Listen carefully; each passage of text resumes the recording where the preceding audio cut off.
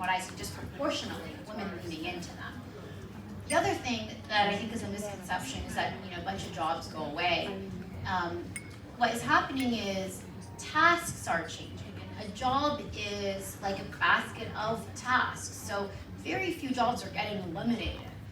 But the way we do those jobs are changing, and so a reskilling kind of initiative is really about really helping people figure out user adoption and the last mile of that, and not leaving anyone behind, and really making sure programs that teach people AI and using AI in their jobs are really kind of distributed equally across society and inside of business. So a lot of different ways to answer, I guess, the reskilling question, but I'm very positive about it.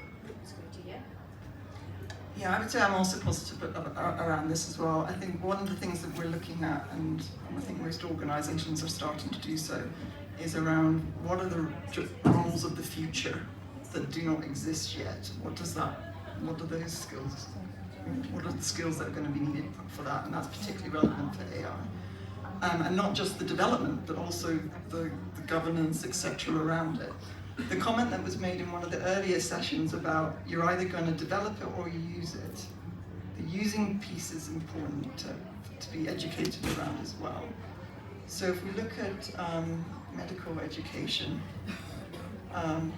if doctors are going to, and nurses and healthcare practitioners are going to be using AI to do potentially diagnostics in the future, or at least aid it, they need to know what it is, why they're using it, how they're using it, the limitations of it, etc. Coming back to now women's health, most medical programs at universities will only have a very small component that even looks at women's health. And again, it tends to focus on reproductive, maternal, various women-specific conditions. So that education also needs to happen in terms of what does a heart attack look like in a woman is very different from a man.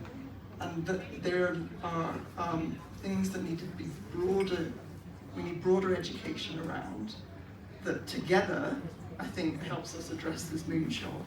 And we do see changes around that, and that's great. And it's coming up through the sort of generations of people that are entering the workforce. So there's huge potential, but I think also just not looking at it just from a technology perspective, but how it's being applied and how it's being used is really important.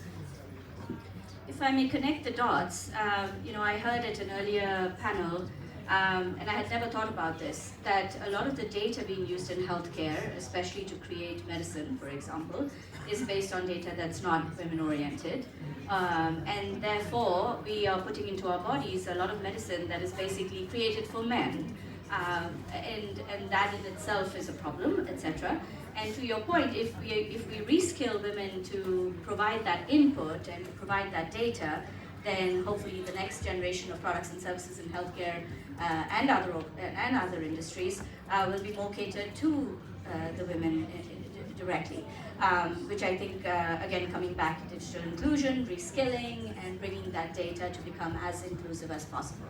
And the tech, it's really subtle, but in very early stages of who gets the press and who gets the VC dollars, it really makes a difference. Who's seen as a tech innovator versus, oh, that's a go-to-market play. And I see that in, not just, I see that everywhere, because I'm so consciously listening for it.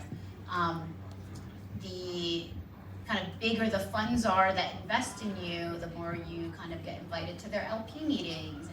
And now my favorite panel habit is counting the women in the room. I literally sit on stage and I'm like, 8, we're at 8, yay! And it's an auditorium that's got 200.